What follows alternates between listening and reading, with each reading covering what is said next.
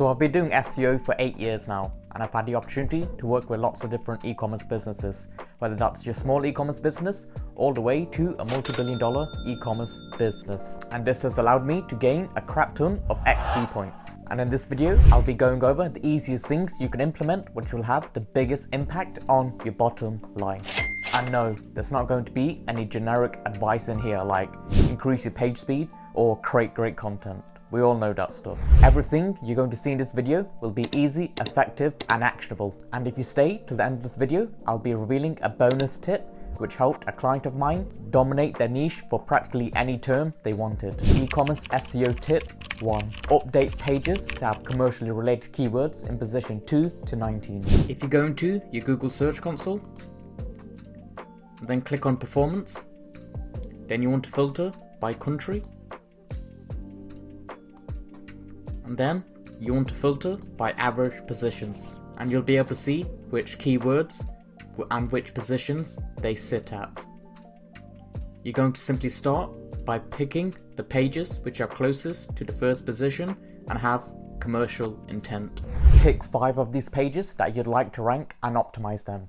Here's how you do that. So first of all, identify the primary keyword of that page. I'll show you how to do keyword research a bit later in this guide. And then you want to simply insert your keyword in the meta title and the H1 tag. Next, you're going to insert your keyword into Easy SEO Extension's Semantic Sniper tool. This tool helps you find which keywords are related to your primary keyword. By inserting these related keywords into your page, you're telling Google that this page is highly relevant, and as a result, you'll get a ranking boost because of it. And after that, you're going to make sure that there's lots of multimedia on your page. Make sure there are lots of high quality images that your user can go through in order to get a better understanding of your product. We found that one of the things that kills conversions is having pixelated images because it hurts your credibility. Pro tip: when the image on your product page has been clicked, make sure it doesn't open in a new tab after it's been clicked. This is to keep the user's attention on your product page. Instead, you can use the zoom in feature, so when your mouse hovers over the product, guess what? It's going to zoom right in. Next, you're going to make sure your page has a reasonable word count. And I say reasonable here because there's not an exact number that you have to hit. Let's say you've got a category page. Well, there's no need for there to be a large number of words. You just need a small description below the title. And below the title, you'd have your products displayed. And below those products, you could have a bigger version of your description. I'd recommend typing in your target keyword into Google and seeing what the top search results are doing. What does their word count look like? You can use the Easy SEO extension to see their word count. eCommerce SEO Tip 2.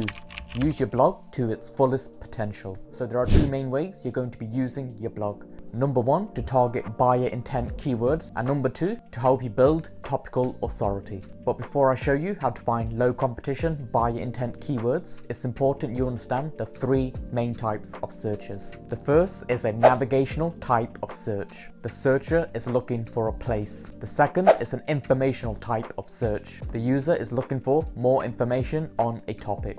And the third is a commercial type of search. The user is looking to make a purchase. Now, these 3 types of searches can overlap with one another. So here's how you find low competition commercial keywords. First of all, find a keyword prompt. For example, best X for Y, or best X for that, or best X with Y, and there's a bunch more you can use. So you're going to boot up Keyword King and type in best product type for. In this case, I'm going for best desk for. And you're going to check A to Z along with your country of choice. Then hit search.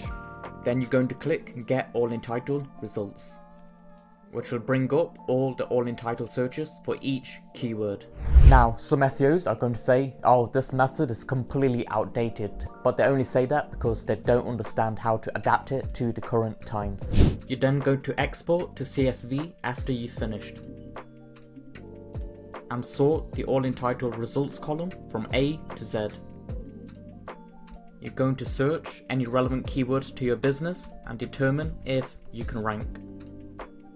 Now here's where the fun part starts. If you see low domain authority websites, websites not hitting the search terms, and forums, well guess what? That keyword is ripe for the taking, and it has commercial intent as well. This is a fantastic way to build up lots of commercially related traffic. E-commerce SEO tip 3. When it comes to doing keyword research for your product pages, you're going to place your product keyword into Google and see what the Google autocomplete suggests. Let's say you're selling a brown desk with drawers. Search that keyword in Google, put the star symbol in front, behind, and in between words to reveal what people have been typing. You can then use these keywords to craft a better title, and this will help you rank for long-tailed variations of your primary keyword. This is a tactic which helps you go from a red ocean where everyone is competing to a cool blue ocean where there's a lot more room for you to grow and a lot less competition. E-commerce SEO tip 4, provide as much information as possible.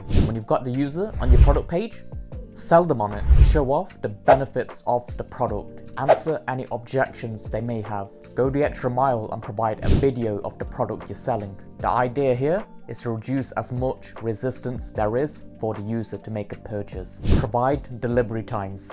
Give them an FAQ section, and I mean a real FAQ section, not some keywords that you found from the people also ask section. You want to jump into niche related Facebook groups and forums. Ask questions and figure out what kind of problems your customers are currently having. For example, I remember doing research for a game company. They wanted to sell more board game chips, and I joined board game Facebook groups and asked the question, why do people buy chips?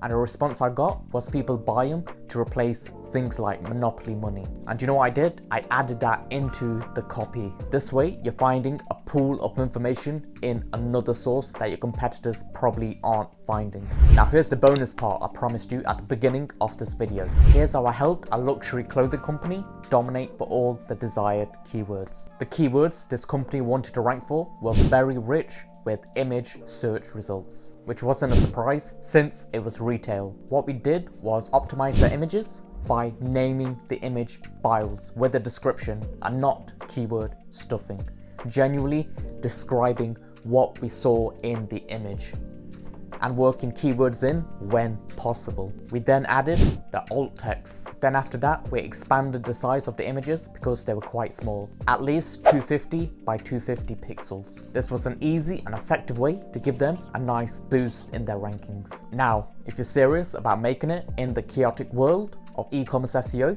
then I'd highly recommend a one-on-one call with myself. A one-on-one consultation with me will help answer all your burning questions and give you a clear roadmap on what to do next. I'll pin a link in the comments below. And if you're a real DIYer, you're doing all the SEO yourself, I'd highly recommend you check out the $1 Billion SEO Audit.